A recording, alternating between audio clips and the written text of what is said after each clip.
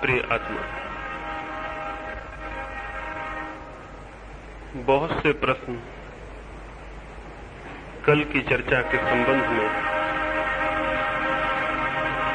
इधर मेरे पास आए हैं। सबसे पहले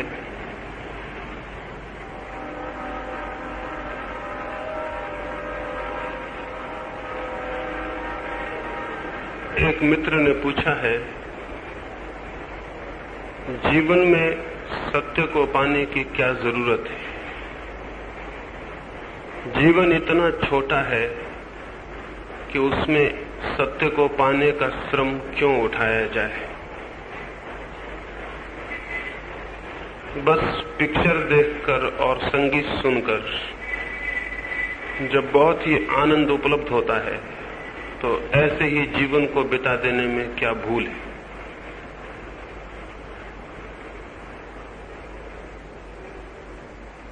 महत्वपूर्ण प्रश्न है।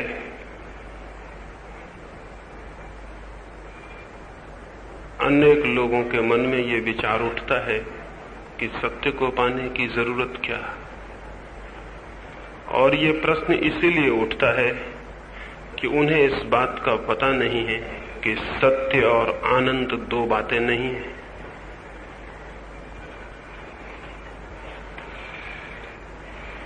सत्य उपलब्ध हो तो ही जीवन में आनंद उपलब्ध होता है। परमात्मा उपलब्ध हो तो ही जीवन में आनंद उपलब्ध होता है। आनंद, परमात्मा या सत्य एक ही बात को कहने के अलग अलग तरीके हैं। इसको इस भांति न सोचें कि सत्य की क्या जरूरत है, इस भांति सोचें कि आनंद की क्या जरूरत है। लेकिन आनंद की जरूरत तो पूछने वाले मित्र को भी मालूम पड़ती है। संगीत में और सिनेमा में उन्हें आनंद दिखाई पड़ता है, लेकिन यहां एक और दूसरी बात समझ लेनी जरूरी है। दुख को भूल जाना आनंद नहीं है। संगीत और सिनेमा या उस तरह की और सारी व्यवस्थाएं केवल दुख को भुलाती हैं, आनंद को देती नहीं। शराब भी दुख को भुला देती है, संगीत भी, सिनेमा भी, सेक्स भी। दुख को भूल जाना एक बात है और आनंद को उपलब्ध कर लेना बिल्कुल दूसरी बात। एक आदमी दरिद्र है और अपनी दरिद्रता को भूल जाए, ये एक बात है, और वो समृद्ध हो जाए, ये बिल्कुल दूसरी। दुख को भूलने से सुख का भान पैदा होता है। सुख और आनंद इसीलिए अलग अलग बातें हैं। सुख केवल दुख का विस्मरण है, फॉरगेटफुलनेस है। आनंद किसी चीज की उपलब्धि है, किसी चीज का स्मरण है। आनंद पॉजिटिव है, सुख नेगेटिव है। एक आदमी दुखी है तो इस दुख से हटने के दो उपाय हैं। एक तो उपाय यह है कि वो किसी चीज में इस भांति भूल जाए कि इस दुख की उसे याद न रहे। वो जाए और संगीत सुने, संगीत में इतना तन्मय हो जाए कि उसका चित्त दुख की तरफ न जाए, तो उतनी देर को दुख उसे भूला रहेगा। लेकिन इससे दुख मिटता नहीं। संगीत से जैसे ही चित्त वापस लौटेगा, दुख अपनी पूरी ताकत से पुनः खड़ा हो जाएगा। जितनी देर वो संगीत में अपने को भूले था, उतनी देर भी भीतर दुख बढ़ता जा रहा था, भीतर सरक रहा था दुख और बड़ा हो रहा था। जैसे ही संगीत से मन हटेगा, दुख और भी दुगने वेग से सामने खड़े हो जाएगा। फिर उसे भूलने की जरूरत पड़ेगी तो शराब है और दूसरे रास्ते हैं जिनसे हम अपने चित्त को बेहोश कर लें। ये बेहोशी आनंद नहीं है।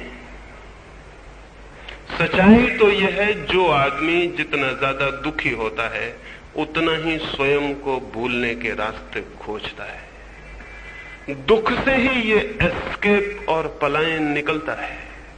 दुख से ही भागने का और कहीं डूब जाने का, मूर्छित हो जाने की आकांक्षा पैदा होती है। आपको पता है, सुख से कभी कोई भागता है? दुख से लोग भागते हैं। अगर आप ये कहते हैं कि जब मैं सिनेमा में बैठ जाता हूं तो बहुत सुख मिलता है, तो जब आप सिनेमा में नहीं होते होंगे तब क्या मिलता होगा? तब निश्चित ही दुख मिलता होगा। और सिनेमा में बैठ के दुख मिट कैसे जाएगा? दुख की धारा तो भीतर सरकती रहेगी। जितने ज्यादा दुखी होंगे उतना ही ज्यादा सिनेमा में ज्यादा सुख मिलेगा। जो सच में आनंदित है उसे तो शायद कोई सुख नहीं मिलेगा। ये जो हमारी दृष्टि है कि इसी तरह हम अपना पूरा जीवन क्यों न बिता दें,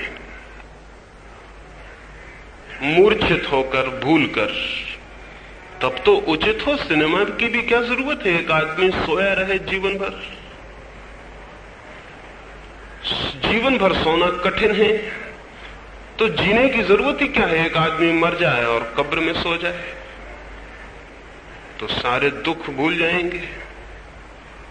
इसी प्रवृत्ति से सुसाइड की भावना पैदा होती। इसी प्रवृत्ति से ये सिनेमा देखने वाला और शराब पीने वाला और संगीत में डूबने वाला, यही आदमी अगर अपने तर्क की अंतिम सीमा तक पहुंच जाए तो वो कहेगा जीने की जरूरत क्या है? जीने में दुख है तो मैं मर जाता हूं।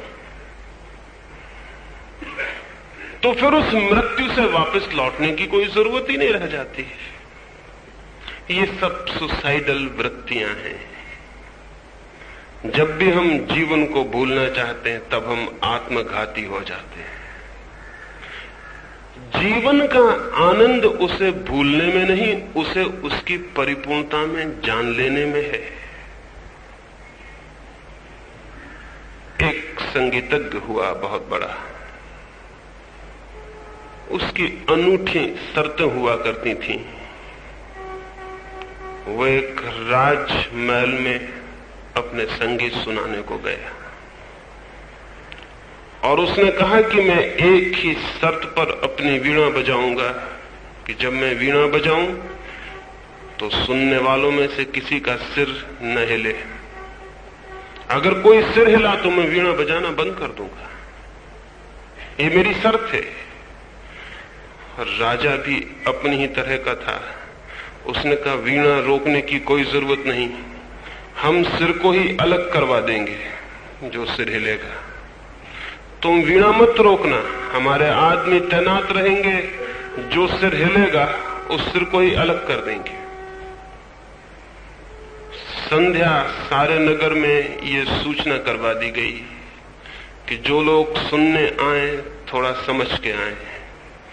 अगर संगीत सुनते वक्त कोई सिर हिला तो वो अलग करवा दिया जाएगा। हजारों लोग उत्सुक थे कि उस रात संगीत सुनने आते। लाखों लोग उत्सुक थे क्योंकि सभी लोग दुखी हैं। उतना बड़ा संगीतज्ञ गांव में आया था, सबको दुख के भूलने का एक अवसर था, कौन उसे चूकना चाहता था।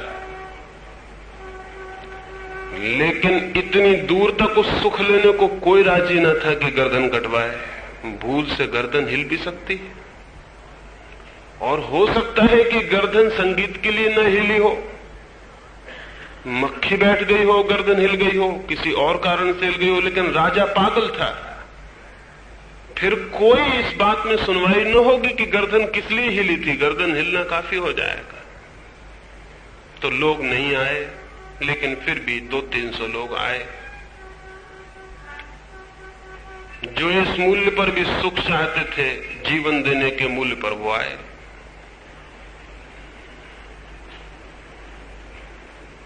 वीणा बजी, कोई घंटे भर तक लोग ऐसे बैठे रहे जैसे मूर्तियां हों, लोगों ने जैसे सांस भी न ली हो, इतने डरे हुए थे। चारों तरफ नंगी तलवारें लिए हुए सैनिक खड़े थे। किसी की भी गर्दन एक क्षण में अलग की जा सकती थी। दरवाजे बंद कर दिए गए थे ताकि कोई भाग ना जाए।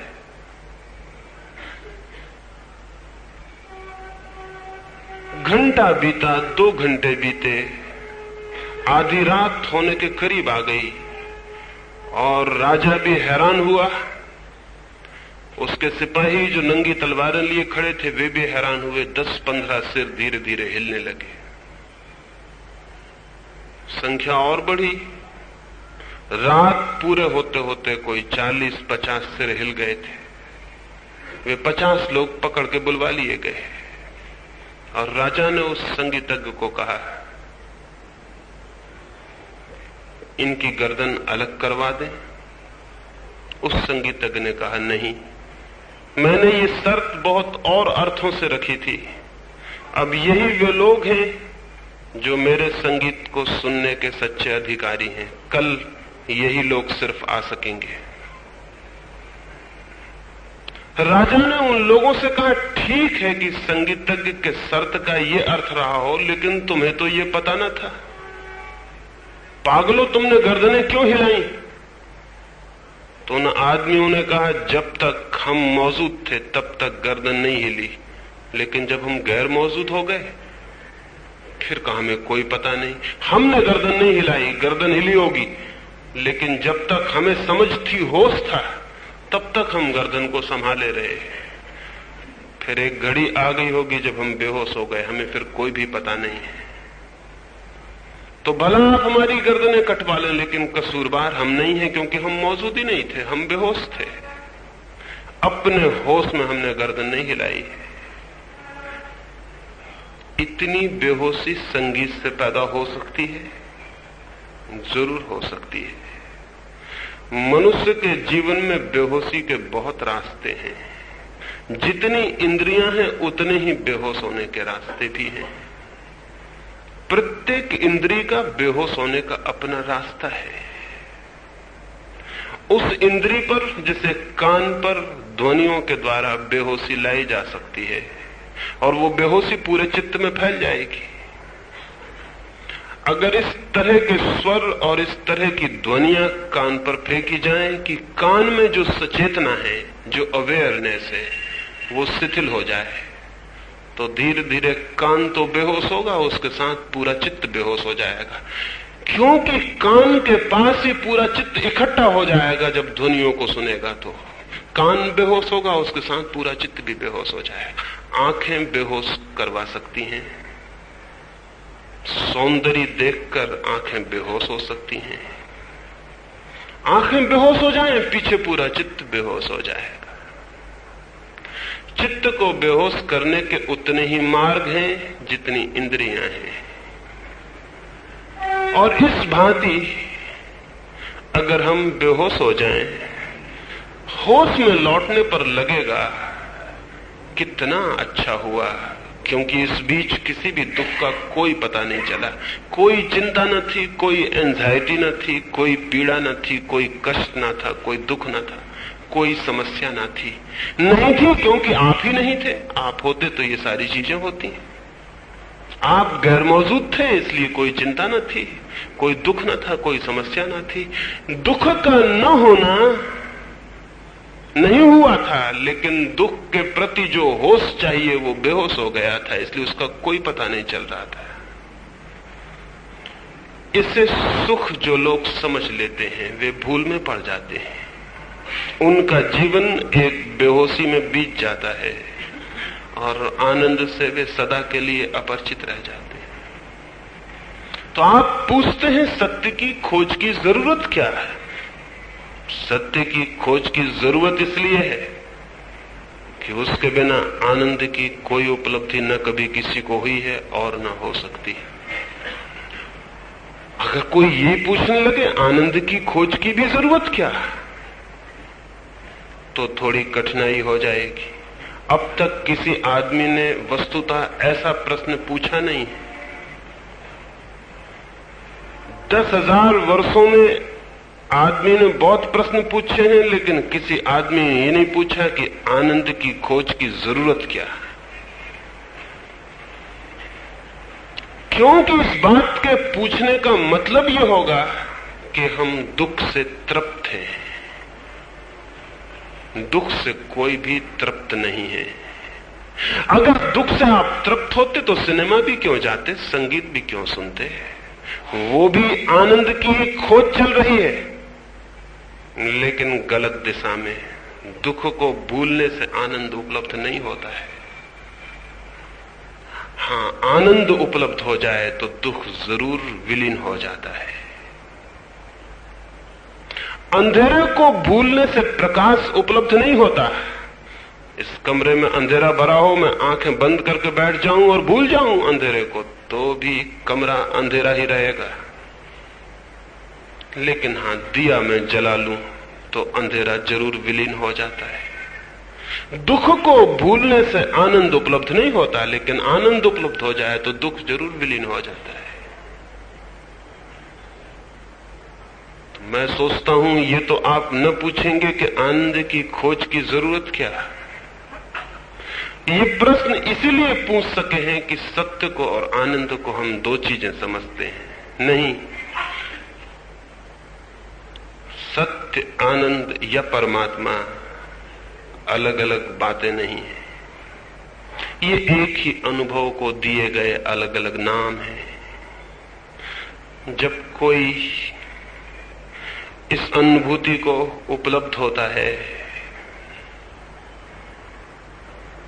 तो उसे चाहे तो आनंद कहे, चाहे सत्य कहे। एक बात तय है कि हम जैसे हैं वैसे होने से हम तृप्त नहीं हैं, इसलिए खोज की जरूरत है। जो तृप्त है उसे खोज की कोई भी जरूरत नहीं है। हम जो हैं उससे तृप्त नहीं हैं, हम जहां हैं वहां से हम तृप्त नहीं हैं। एक बेचैनी, एक पीड़ा है भीतर जो निरंतर कहे जा रही है कि कुछ गलत है, कुछ गड़बड़ है, कुछ ठीक नहीं मालूम होता है। वही बेचैनी है जो कहती है खोजो, उसे चाहे सत्य नाम दो, चाहे कोई और नाम दो। और संगीत में भी और शराब में भी उसकी ही खोज चल रही है। खोज उसी की चल रही है, लेकिन गलत भ्रांत दिशा में। और जब कोई आत्मा की दिशा में उसकी खोज को करता है तो वो ठीक और सम्यक दिशा में उसकी खोज शुरू हो जाती है। क्योंकि दुख को भूलने से आज तक कोई आनंद को उपलब्ध नहीं हो सका, लेकिन आत्मा को जान लेने से व्यक्ति जरूर आनंद को उपलब्ध हो जाता है। जिन्होंने उस सत्य की थोड़ी सी भी झलक पाली है, उनका पूरे जीवन में एक क्रांति हो जाती है।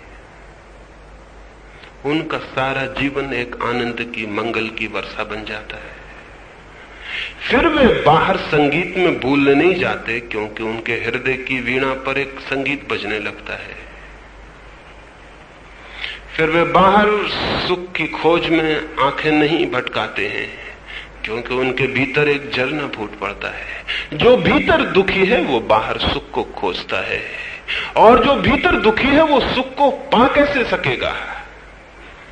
लेकिन जो भीतर आनंद से भर जाता है उसकी बाहर सुख की खोज बंद हो जाती है, क्योंकि जिससे वो खोजता था वो उसके भीतर उसे उपलब्ध हो गया है। एक भिखारी एक बहुत बड़ी महानगरी में मरा। वो जिस जगह बैठा हुआ रहा 30 वर्षों तक, जहां बैठ के उसने भिक्षा मांगी थी, जहां एक एक पैसे के लिए गिड़गिड़ाया था, उसके मर जाने पर उसकी लाश को म्युनिसिपल के कर्मचारी घसीट के मरघट तक ले गए। उसके कपड़े चीथड़ों में आग लगा दी गई, और मोहल्ले के लोगों ने कहा 30 साल तक इस भिखमंगे ने इस जमीन को खराब और अपवित्र किया है, इसे थोड़ा खुदवा के इसकी थोड़ी सी भूमि भी बदल दी जाए, थोड़ी मिट्टी बदल दी जाए। और वे हैरान रह गए। जब उन्होंने मिट्टी बदली तो जहां वो भिखारी बैठा रहा वहीं नीचे खजाना गड़ा मिला। वो उसी खजाने पर 30 वर्षों तक बैठा हुआ एक एक पैसे के लिए भीख मांग रहा था, लेकिन उसे कोई पता न था कि उस भूमि पर जिस पर वो बैठा है उसके नीचे खजाना भी हो सकता है। ये किसी एक भिखारी की कहानी नहीं है, यह हर आदमी की कहानी है। हर आदमी जहां बैठा है और जहां एक एक पैसे के सुख के लिए गिड़गिड़ा रहा है और मांग रहा है और हाथ फैला रहा है, उसी जमीन पर उसके ही नीचे बहुत बड़े आनंद के खजाने गड़े हुए हैं।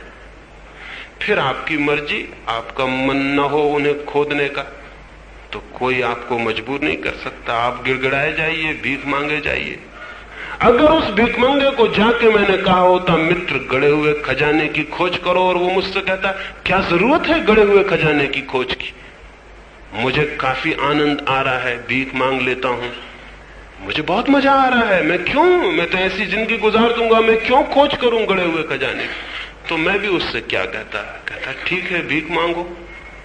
लेकिन जो भीख मांग रहा है वो कहे कि मुझे खजाने की कोई जरूरत नहीं तो पागल, नहीं तो भीख क्यों मांग रहा है। सिनेमा में और संगीत में सुख खोज रहा है और कहे कि आनंद की खोज की मुझे जरूरत क्या, तो वो पागल है। नहीं तो फिर सिनेमा संगीत में किसकी भीख मांग रहा है, किसको खोज रहा है। इससे ज्यादा इस संबंध में कहने का कोई भी अर्थ नहीं है। मैं समझता हूं मेरी बात आप तक पहुंच गई होगी। हम भीख मांगने वाले लोग हैं, और जब कोई हमें खजाने की खबर दे तो हमें विश्वास नहीं आता, क्योंकि हम एक एक पैसे की भीख देने पर विश्वास ही नहीं आता है कि खजाना भी हो सकता है। भीख मांगने वाला मन खजाने पर विश्वास नहीं कर पाता। उसे खजाना मिल भी जाए तो वो यही सोचेगा कहीं मैं सपना तो नहीं देख रहा हूं। उसे ये विश्वास नहीं आता कि मैं भीख मांगने वाला और मुझे खजाना भी मिल सकता है। इस बात को बुलाने के लिए वो ये कहना शुरू करता है कि जरूरत क्या है खजाने खोजने की, मैं तो अपनी भीख मांगने में मस्त हूं, मैं क्यों परेशान हो जाऊं। छोटी सी जिंदगी मिली है, उसे मैं आनंद की खोज में क्यों गंवा दूं। तो फिर जिंदगी में और क्या करिएगा। अगर आनंद की खोज में भी जिंदगी गंवाई जाती है तो फिर कमाई किस खोज में जाएगी। एक दूसरे मित्र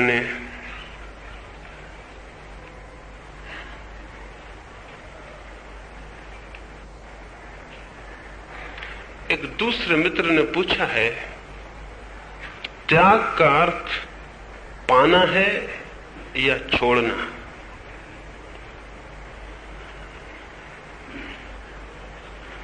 साधारणतः त्याग से हमारे मन में यही ख्याल उठता है कुछ छोड़ना पड़ेगा। कुछ छोड़ना त्याग है, शब्द में यही प्रतिध्वनि है, यही अर्थ छिपा मालूम होता है। लेकिन मैं आपसे कहूं, इस जमीन पर कोई भी आदमी कभी छोड़ने को तैयार नहीं होता है जब तक कि छोड़ने के पीछे कुछ पा न लिया गया हो। अगर एक आदमी अपने हाथ में कंकड़ पत्थर भरे हुए है और अगर हम एक झोली खोल दें और हीरे जवाहरात उसके सामने रख दें तो कंकड़ पत्थर छोड़ देगा, क्योंकि हाथ खाली करने जरूरी हो जाएंगे, तभी हीरे जवाहरात मुट्ठी में बांधे जा सकते। हीरे जवाहरात हाथ में आने को हो जाएं तो कंकड़ पत्थर छोड़ दिए जाते हैं। दुनिया कहेगी, वे लोग जो अभी भी कंकड़ पत्थर हाथ में लिए खड़े हैं वो कहेंगे कितना बड़ा त्यागी है। जिन कंकड़ पत्थरों को हम समेट रहे हैं उसने छोड़ दिए, लेकिन जिन्होंने हीरे जवाहरात पा लिए हैं वो कहेंगे कितना समझदार है। कॉमन सेंस की बात है, इसमें छोड़ना ओढ़ना क्या है। उसके सामने हीरे जवाहरात आ गए तो उसने कंकड़ पत्थर छोड़ दिए। लोग कहते हैं महावीर ने धन छोड़ा, परिवार छोड़ा, महल छोड़ा, राज्य छोड़ा। लोग कहते हैं बुद्ध ने संपदा छोड़ी, साम्राज्य छोड़ा। लेकिन मैं आपसे कहता हूं, इसके पहले कि उन्होंने कुछ छोड़ा, पाने की कोई बहुत बड़ी झलक उनके प्राणों में भर गई। पाना पहले हो गया, छोड़ना पीछे आया। छोड़ हम तभी सकते हैं जब श्रेष्ठतर की उपलब्धि शुरू हो जाए, तभी, अन्यथा कोई कभी नहीं छोड़ता है। इसलिए त्याग बहुत ऊपर से देखने पर छोड़ना है, बहुत गहरे से देखने पर पाना है। पाना ही असली बात है वहां। लेकिन हम सारे लोगों को छोड़ना दिखाई पड़ता है, क्योंकि जो छोड़ा जाता है वो स्थूल है और जो पाया जाता है वो सूक्ष्म है, वो दिखाई नहीं पड़ता। इसलिए हमें लगता है महावीर धन छोड़ रहे हैं, पत्नी छोड़ रहे हैं, लेकिन महावीर परमात्मा को पा रहे हैं, यह हमें कहीं भी नहीं दिखाई पड़ता। क्योंकि हम पत्नियों को देखने वाले लोग, मकानों की नाप जोख रखने वाले लोग, रुपए पैसे का हिसाब रखने वाले लोग, जिसका हम हिसाब रखते हैं वही हमें दिखाई पड़ता है। तो कितना बड़ा त्याग कर रहे हैं महावीर। और महावीर वही कर रहे हैं जो हर आदमी रोज अपने घर के कचरे को बाहर फेंक के कर जाता है। लेकिन अगर कचरे को प्रेम करने वाला कोई पागल हो तो सड़क पर हैरान हो जाएगा देख के कि उफ, हद कर दी, इस आदमी ने अपने घर का कचरा बाहर फेंक दिया, कितना महान त्याग किया है। और अगर वो बहुत ही ज्यादा पागल हो तो उस आदमी की एक मूर्ति बना लेगा और एक मंदिर बना लेगा और उसमें पूजा करने लगेगा कि यह आदमी महात्यागी है। हम जो चीज पकड़े हुए हैं उसको किसी को भी छोड़ते देख के हमें हैरानी और आश्चर्य होता है, क्योंकि हर एक का मापदंड हम ही हैं भीतर। हम अपने से तौलते हैं। जिन रुपयों के लिए हम पागल हैं उनको अगर कोई छोड़ देता तो हम हैरान हो जाते हैं। और उसके भीतर जो उपलब्धि हुई है वो तो हमें दिखाई नहीं पड़ती, वो बहुत सूक्ष्म है। उसके लिए जो आंखें चाहिए देखने वाली वो हमारे पास नहीं है। इसलिए दुनिया में वे लोग जिन्होंने सर्वाधिक पाया हमें सर्वाधिक त्यागने वाले मालूम होते रहे। हमने उनका आधा हिस्सा ही देखा है, हमने त्याग ही देखा, उनकी उपलब्धि नहीं देखी। और इसका परिणाम यह हुआ कि दुनिया एक अजीब मुसीबत में पड़ गई और समाज एक बहुत गहरी कठिनाई में पड़ गया। जिन लोगों ने ये त्याग देखा और जिन लोगों को भीतर की उपलब्धि नहीं दिखाई पड़ी, अनेक लोग अनुकरण करने के लिए खुद भी त्याग करने में पड़ गए। बाहर का उन्होंने छोड़ दिया और भीतर का उन्हें कोई पता नहीं है। वे त्रिशंकु की भांति लटक गए। जो था वो छोड़ दिया, जो मिलने वाला था उसकी उन्हें कोई खबर नहीं है। तब उनका चित्त अत्यंत पीड़ा से भर गया हो तो आश्चर्य नहीं। हमारा तथाकथित साधु सन्यासी ऐसी ही पीड़ा से भर जाता है। फिर न तो उसकी आंखों में शांति दिखाई पड़ती, न उसके प्राणों में संगीत दिखाई पड़ता, बल्कि उसका सारा जीवन क्रोध बन जाता है। क्रोध बन जाता है क्योंकि जो छोड़ दिया उसकी पीड़ा भीतर रह गई और जो नहीं मिला उसका अभाव भी भीतर रह गया। वो सब तरफ से अभावग्रस्त हो गया। तब वो क्रोध से भर जाए तो आश्चर्य नहीं है। मुनियों का क्रोध ऐसा ही है, आकस्मिक नहीं।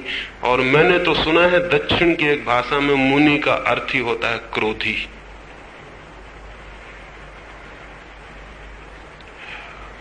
इतना क्रोध किया है मुनियों ने कि उस भाषा में मुनि का अर्थ ही क्रोधी हो गया। क्रोध आ जाएगा स्वभावतः जहां जीवन विफल हो जाएगा, अभाव से भर जाएगा, कुछ भी हाथ में न रहेगा। जो कंकड़ पत्थर थे वे भी छूट गए और हीरे जवाहरात नहीं आए, मुट्ठी खाली रह गई, संसार छूट गया और सत्य मिला नहीं। तो प्राण क्रोध से न भर जाएंगे तो क्या होगा? इतना क्रोध आ जाएगा, इतनी जलन और इतनी आग पैदा हो जाएगी, उसमें सब झुलस जाएगा पूरा जीवन। इसीलिए तो साधारण जनों के बीच भी कभी कोई आंखें मुस्कुराती दिखाई पड़ जाती हैं। साधारण जनों के बीच भी कभी चेहरे पर फूल की झलक दिखाई पड़ जाती है, लेकिन साधुओं के चेहरों पर नहीं, बिल्कुल नहीं, कभी नहीं। लेकिन महावीर तो अतिशय आनंद से भरे हुए थे, बुद्ध तो अतिशय आनंद से भरे हुए थे। जरूर कुछ फर्क है। हमने त्याग को समझने में कोई भूल कर दी। हमने त्याग के अधूरे हिस्से को देखा है, छोड़ने वाले हिस्से को, और हमने पाने वाली दिशा का हमें कोई संकेत नहीं है। इसलिए मैं आपसे कहता हूं, त्याग को समझना उपलब्धि, छोड़ना तो सिर्फ बाई प्रोडक्ट है, अपने आप हो जाता है। छोड़ने की कोशिश में मत पड़ना, अन्यथा जीवन एक रिक्तता बन जाएगी, एक रेगिस्तान बन जाएगा। पाने की कोशिश, जीवन में कोई विराट तर उतरे, प्रकाश उतरे, उसकी कोशिश, उसका प्रयत्न, जीवन किसी गहरे को पाले, उसकी आकांक्षा, उस दिशा में जो चलता है वो पा लेता है। और जिस दिन पाता है उस दिन बहुत कुछ जरूर छूटता है, लेकिन वो छूटना तब एक पीड़ा नहीं होती, बल्कि वो छूटना एक निर्भर होने की तरह आता है, जैसे कोई बोझ उतर गया। जैसे पके पत्ते वृक्ष से गिर जाते हैं तो वृक्ष को कहीं भी पीड़ा नहीं होती, लेकिन कच्चे पत्ते जिस वृक्ष से छोड़ लिए जाते हैं, तोड़ लिए जाते हैं, पीछे पीड़ा और घाव हो जाता है। जिस चित्त ने आत्मा की दिशा में कुछ पाया नहीं और पदार्थ की दिशा में छोड़ना शुरू कर दिया, वो अपने जीवन के वृक्ष से कच्चे पत्ते तोड़ रहा है। उसके पीछे घाव पैदा हो जाएंगे, दुख पैदा हो जाए, और उस दुख का बदला वो सबसे लेगा। इसलिए साधु सन्यासी संसार के प्रति गाली देते हुए मालूम पड़ते हैं, क्रोध से भरे हुए मालूम पड़ते हैं, सबको नरक भेजने की आकांक्षा करते रहते हैं। खुद को स्वर्ग जाने का इंतजाम कर लिया है, से सब पापियों को नरक भेजने का रस लेते रहते हैं। ये क्रोध है भीतर। सारी दुनिया से बदला लेना है उन गांवों का जो उनके प्राणों पर बन गए हैं। अन्यथा क्या कोई साधु किसी को पापी समझ सकता है? क्या कोई साधु किसी को नरक भेजने की योजना का विचार कर सकता है? क्या कोई साधु नरकों में जलाए जाने वाले लोगों, कीड़ों मकोड़ों की सारी परिकल्पना करके शास्त्र लिख सकता है? इसमें क्या रस हो सकता है किसी साधु चित्त को? साधु चित्त तो सभी को स्वर्ग ले जाने की आकांक्षा से भरा होगा। नरक की कोई योजना साधु चित्त में नहीं हो सकती। फिर किन्होंने ये सारे नरक के कष्ट ईजाद किए हैं? उन्हीं लोगों ने जिनके हाथ रिक्त हो गए संसार से। इसलिए जिनके हाथ भरे हैं उनके प्रति वे क्रोध से भरे, उनसे बदला लेना चाहते हैं। और बदला लेने के लिए वो क्या करें? वो उनको पापी कह रहे हैं, कंडेम कर रहे हैं, निंदा कर रहे हैं, नरक भेज रहे हैं, इस तरह बदला ले रहे हैं। इस जन्म में नहीं ले सकेंगे तो अगले जन्म में लेने की योजना बना रहे हैं। लेकिन जिसके हृदय में आनंद की किरण उतरी होगी, उसका हृदय तो सबके लिए शुभकामनाओं से भर जाएगा। उसके हृदय में तो किसी को भी बुरा देखने की संभावना नहीं रह जाएगी। ये जो हमारे त्याग का छोड़ना ही आधार बन गया, उसके कारण ये सारी बात पैदा हुई। और इसलिए जिन कौमों ने त्याग को छोड़ना समझा, वे दयनीय हो गईं, दीनहीन हो गईं। उनके भीतर एक उदासी भर गई, जीवन के प्रति सारा रस खो गया। हम खुद ऐसे ही दुर्भाग्य से भरी कौमों में से एक हैं, जिनके भीतर से सारा आनंद, सारा उल्लास छिन गया। तो मैं ये नहीं कहता हूं कि संसार को छोड़ दें, मैं ये कहता हूं परमात्मा को पाएं, और उस पाने में ही ये घटना अनायास घटित होगी कि जो व्यर्थ है वो छूटता चला जाएगा। छोड़ना नहीं पड़ेगा। जिस चीज को छोड़ना पड़ता है उसमें कष्ट है, जो छूट जाती है उसमें आनंद है।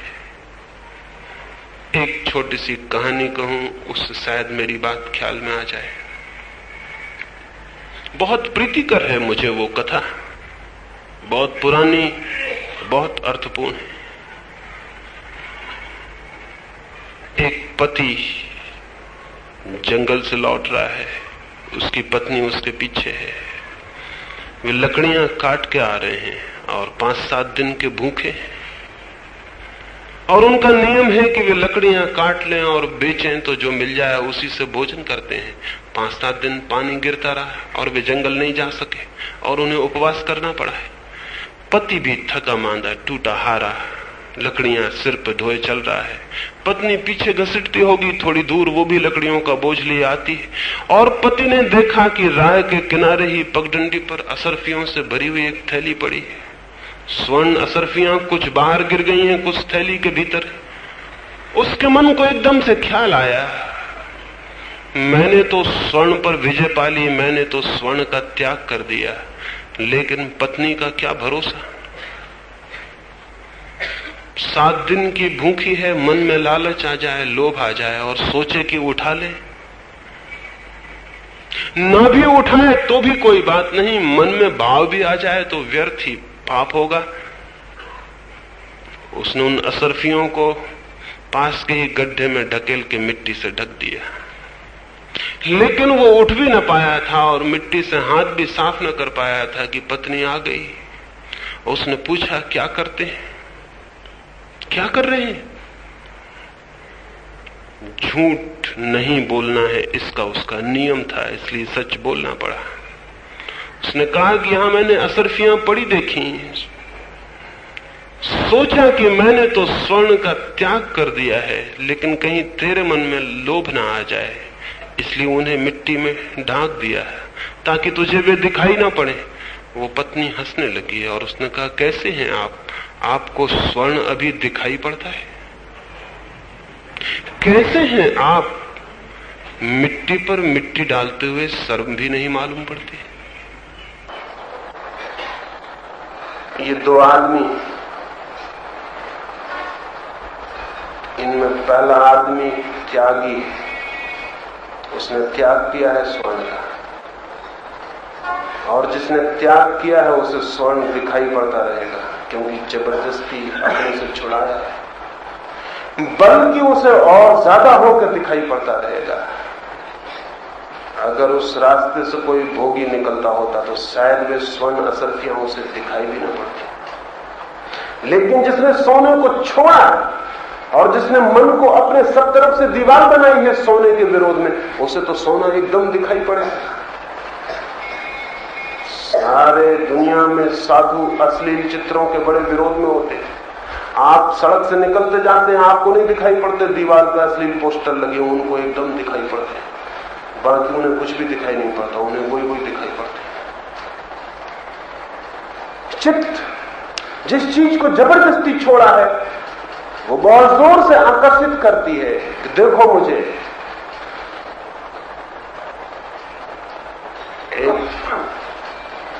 मेरे एक मित्र अमेरिका से आए और खजुराहो देखने गए। उन दिनों उस प्रदेश में एक शिक्षा मंत्री थे, वो भी मेरे मित्र थे।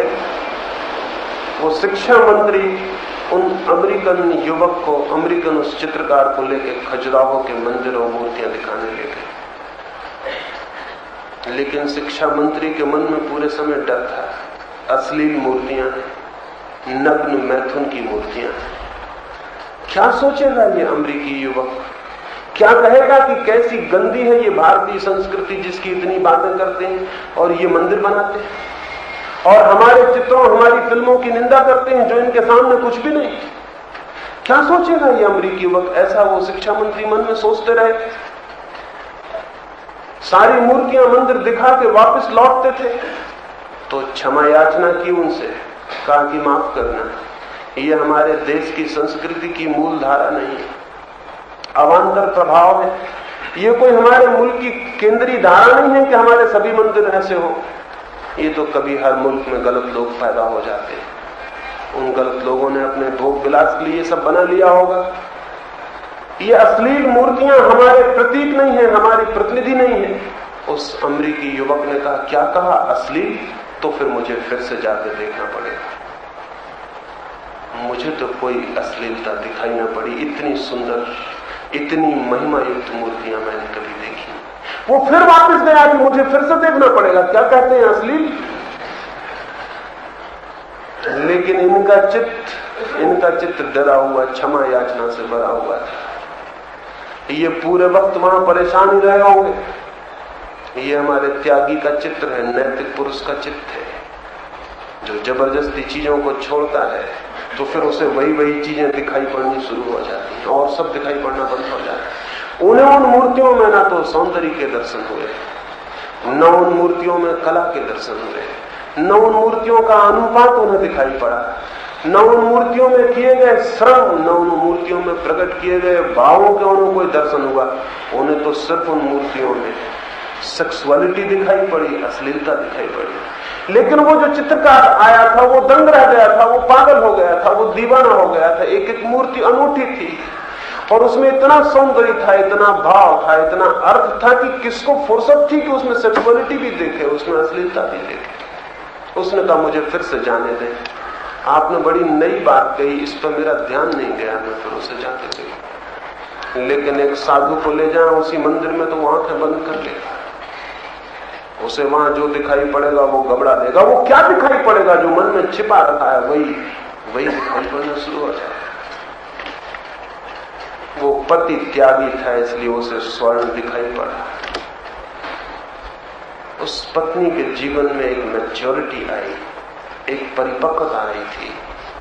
उसने जीवन के किसी विराट तर सत्य को जाना था जो स्वर्णों का भी स्वर्ण है। उसके समक्ष सोना मिट्टी हो गया है। अब सोने के दिखाई पड़ने का कोई सवाल न था, न छोड़ने का कोई सवाल था। उसने कहा कैसे हो, पागल हो, मिट्टी पर मिट्टी डालते शर्म नहीं आती। और विराटतर और गहरे भी मूल्य हैं जीवन में जिनके समक्ष स्वर्ण मिट्टी हो जाता है। और जब मिट्टी हो जाता है तब फिर उसे छोड़ना नहीं पड़ता। मिट्टी को कौन छोड़ता है? छूट जाती है। उसे कौन धोता है? कोई नहीं धोता है। जब तक वो स्वर्ण बना है तभी तक छोड़ने का भी सवाल है। इसलिए त्याग मेरी दृष्टि में छोड़ना नहीं है, पाना है। उस पाने के पीछे छोड़ना भी फलित होता है, लेकिन वो गौण है और विचारणीय भी नहीं। उसका अत्यधिक विचार हमारी त्याग की सारी दृष्टि को ही गलत कर दिया है। हमारा सारा धर्म छोड़ना ही छोड़ना हो गया है। और जहां छोड़ना ही छोड़ना हो जाए वह सब जीवन रिक्त हो जाता है, सब जीवन रिक्त हो जाता है।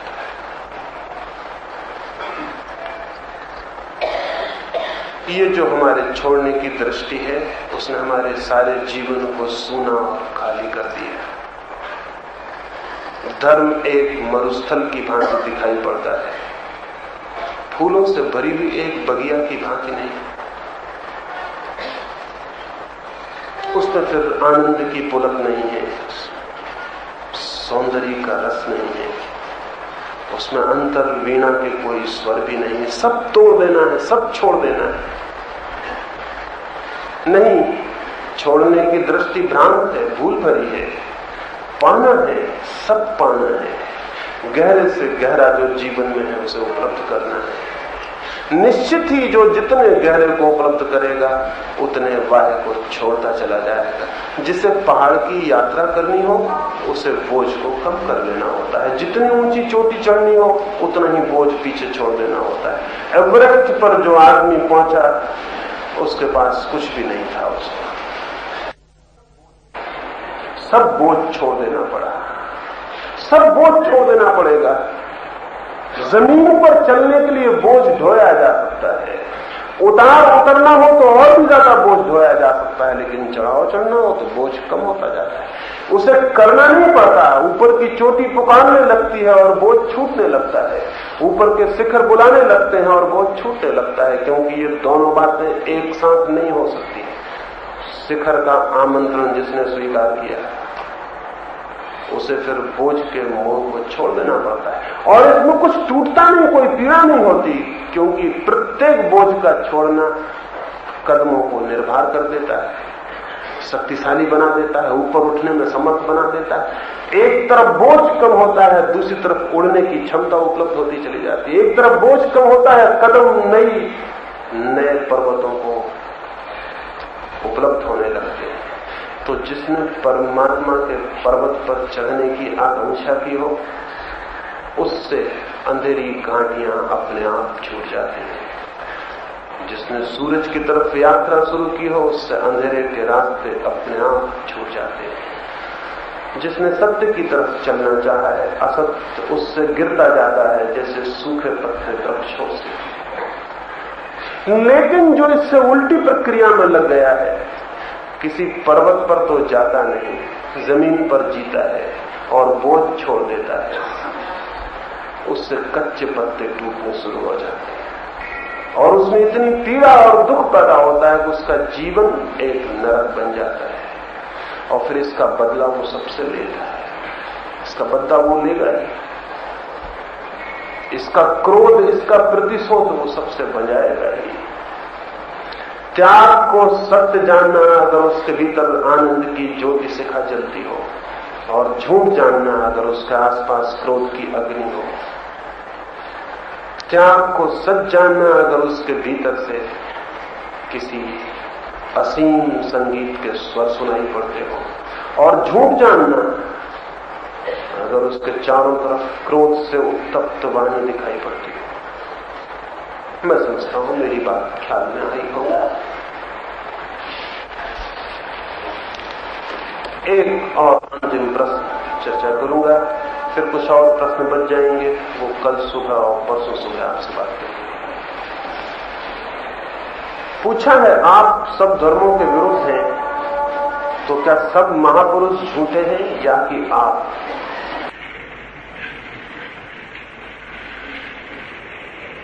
मैं निश्चय ही सब धर्मों के विरोध में हूं, क्योंकि मैं धर्म के पक्ष में हूं।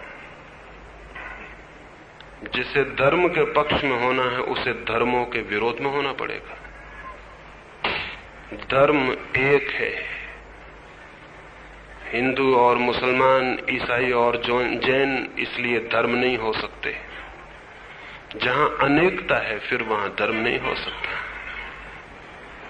रिलीजन्स के मैं विरोध में हूं, क्योंकि मैं रिलीजन के पक्ष में हूं।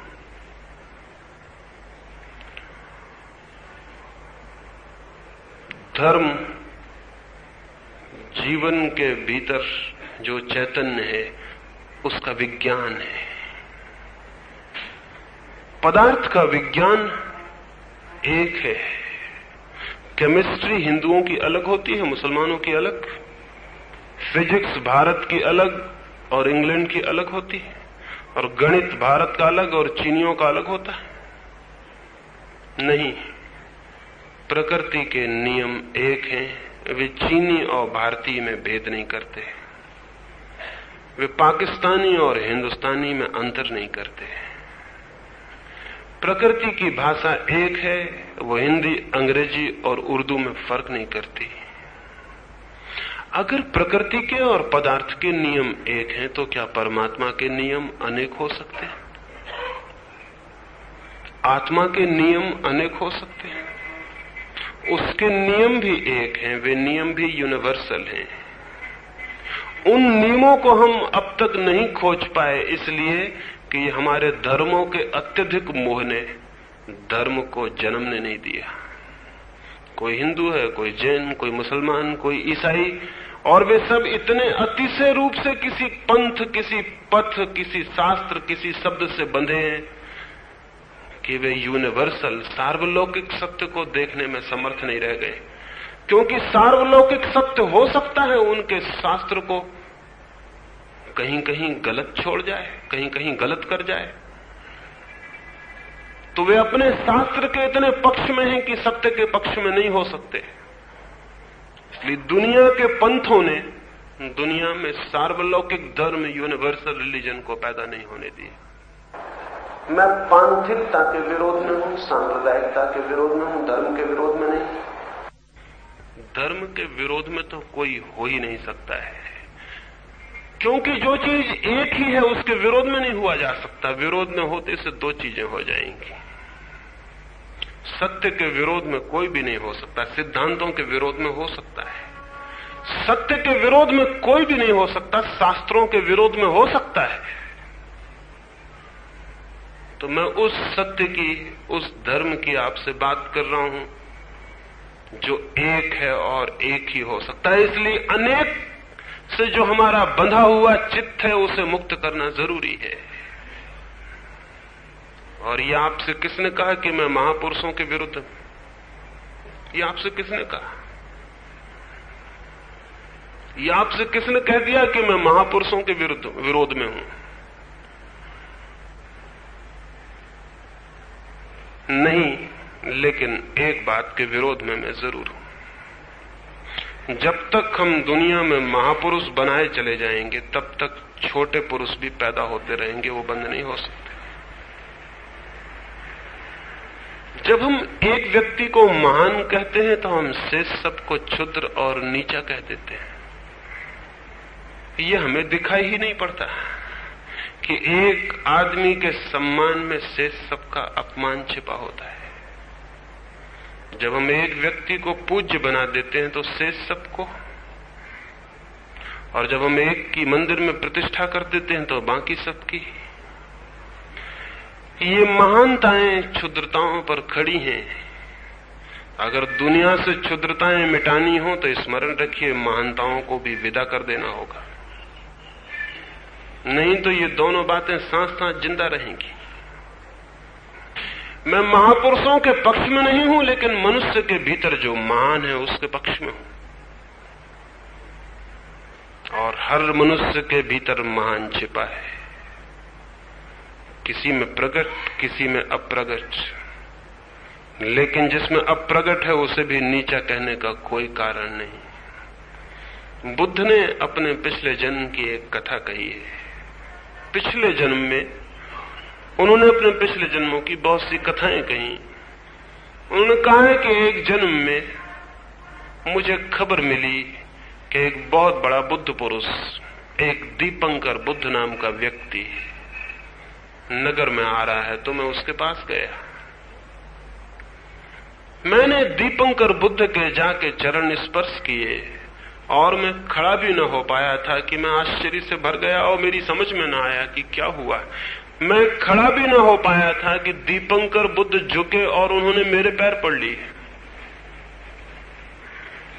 तो बुद्ध ने कहा, मैं घबराया और मैंने उनसे कहा, मैं आपके पैर पड़ूं ये तो ठीक, लेकिन आप मेरे पैर पड़े, ये तो समझ में आने वाली बात न हुई। तो दीपंकर ने कहा कि तुम्हें दिखाई पड़ता है कि मैं बुद्ध पुरुष हूं, तुम अज्ञानी हो, लेकिन जिस दिन से मैंने ज्ञान पाया उस दिन से मुझे कोई अज्ञानी दिखाई नहीं पड़ता। तुम्हारे भीतर भी मैं उसी ज्योति को जलते देखता हूं जिसे अपने भीतर, मैं उसी को प्रणाम कर रहा हूं। तुम मुझे नहीं दिखाई पड़ रहे, मुझे वही ज्योति दिखाई पड़ रही है। एक दिन ऐसा आएगा कि तुमको भी तुम दिखाई ना पड़ोगे और वही ज्योति दिखाई पड़ेगी। लेकिन बुनियादी रूप से कोई फर्क नहीं है। एक वृक्ष खड़ा हुआ है और उसके ही पास एक छोटा सा बीज पड़ा हुआ है। बीज और वृक्ष में कोई फर्क है? वृक्ष महान है और बीज क्षुद्र है? किसने कहा? और अगर बीज क्षुद्र है तो वृक्ष महान हो कैसे जाएगा? इसी बीज से जन्मेगा और बड़ा होगा और महान हो जाएगा, और क्षुद्र से जन्मेगा और महान हो जाएगा? नहीं, अगर बीज क्षुद्र है तो फिर वृक्ष कभी महान नहीं हो सकता, और अगर वृक्ष महान है तो बीज अपने में सारी महानता लिए बैठा है। फर्क केवल अभिव्यक्ति का है, महानता का नहीं। तो दुनिया में छोटे और बड़े लोग नहीं हैं, दुनिया में बीज और वृक्ष हैं। लेकिन बीज होना क्या कुछ बुरा होना है? और बीज ही अगर बुरा होगा तो फिर वृक्ष भी भला नहीं हो सकता। इसलिए मैं इस तरह के कैटेगरीज के, इस तरह के वर्गीकरण के विरोध में हूं कि फला आदमी महान है और फला आदमी छोटा और क्षुद्र है। इतना ही फर्क है, कोई वृक्ष है, कोई बीज है। बीज पूरी गरिमा से भरा हुआ है। आज नहीं कल वृक्ष का जन्म होगा। महापुरुष और छोटे पुरुष, ऐसा समाज में वर्ग विभाजन नहीं चाहिए। हमने न केवल संपत्ति बांट ली है, हमने परमात्मा भी बांट लिए। हमने न केवल गरीब और अमीर पैदा कर दिए, हमने छोटे और बड़े आदमी भी पैदा कर दिए। कोई आदमी बड़ा नहीं है, क्योंकि कोई आदमी छोटा नहीं है। और इस सत्य को जब तक हम प्राण प्राण तक नहीं पहुंचा दें, तब तक दुनिया में इक्के दुक्के महापुरुष पैदा होते रहेंगे, लेकिन महान मनुष्यता का जन्म नहीं होगा। इक्के दुक्के महापुरुषों का प्रश्न नहीं है। पूरा नगर गंदगी से भरा हो और उसमें एक फूल खिल जाए तो क्या करिएगा उस फूल का? उससे क्या होता है, क्या फर्क होता है? अभी तक ऐसे ही हुआ। समाज ने महान पुरुष पैदा किए, लेकिन महान मनुष्यता अब तक पैदा नहीं हो पाई। और जब तक हम इन इक्के दुक्के महापुरुषों को ही आदर और श्रद्धा देते रहेंगे और मनुष्य के भीतर, समस्त मनुष्यता के भीतर छिपा हुआ जो महान तत्व है उसको आदर न देंगे, तब तक दुनिया में दूसरे तरह की मनुष्यता का जन्म नहीं हो सकेगा। मैं नहीं चाहता कि कोई आदमी किसी की पूजा करे, क्योंकि मुझे दिखाई पड़ता है जिसकी वो पूजा कर रहा है वो उसके भीतर बैठा हुआ है। ये किसी महापुरुष के प्रति अनादर नहीं है, बल्कि समस्त के भीतर छिपा हुआ जो महान है उसकी स्वीकृति है। इसमें किसी का अपमान और अनादर नहीं है। और महावीर और बुद्ध इससे दुखी न होंगे कि आप भी महावीर और बुद्ध हो गए, इससे आनंदित होंगे, इससे प्रसन्न होंगे। इसी के लिए तो जीवन भर वे चेष्टा कर रहे हैं, दौड़ रहे हैं गांव गांव, नगर नगर, कि जो उनके भीतर जगह है वो आपके भीतर जगह है। और आप क्या कर रहे हैं? आप उनकी पूजा कर रहे हैं। आप कह रहे हैं तुम महान हो, हम क्षुद्र हैं, हम ना कुछ हैं, तुम सब कुछ हो, हम तो इसी लायक है कि तुम्हारे पैरों में पड़े रहें। ये हमारी जो तरकीबें हैं, ये हमारे भीतर जो महानता सोई है उसे जगाने से बचने के उपाय है। तो हम एक महापुरुष को पकड़ लेते हैं, उसकी पूजा करते हैं और निपट जाते हैं। ये भूल जाते हैं कि महापुरुष जब हमारे बीच पैदा होता है तो वो हमारे बीच हमसे पूजा पाने को नहीं, बल्कि हर महापुरुष एक अर्थों में हमारे भीतर इस प्रेरणा, इस प्रतीति और आकांक्षा जगाने को कि जो उसके भीतर विकसित हुआ है वो हमारे भीतर भी विकसित हो सकता है। मैं किसी महापुरुष के विरोध में क्यों होने लगा? मैं तो किसी छोटे पुरुष के विरोध में भी नहीं हूं, लेकिन ये सोचने का ढंग गलत है। एक दुनिया चाहिए जहां प्रत्येक के भीतर जो श्रेष्ठतर है वो विकसित हो। ऐसी दुनिया नहीं चाहिए जहां एकाध श्रेष्ठ व्यक्ति पैदा हो, शेष लोग सिर्फ उसकी पूजा करें, प्रार्थना करें, स्तुति करें, उसे महान कहें और भगवान कहें। ऐसी दुनिया नहीं चाहिए। ऐसी दुनिया में हम जी चुके 10,000 वर्षों से और उससे कोई हित नहीं हुआ। अब तो हमें सर्वजन के बीच, सबके भीतर जो छिपा है उसे ही आदर और सम्मान देना चाहिए ताकि वो विकसित हो सके। और बहुत से प्रश्न रह गए, उनकी मैं कल सुबह परसों चर्चा करूंगा। मेरी बातों को इतने प्रेम और शांति से सुना उसके लिए बहुत बहुत अनुग्रहित हूं। सबके भीतर जो परमात्मा छिपा है उसे प्रणाम करता हूं। मेरे प्रणाम स्वीकार करें।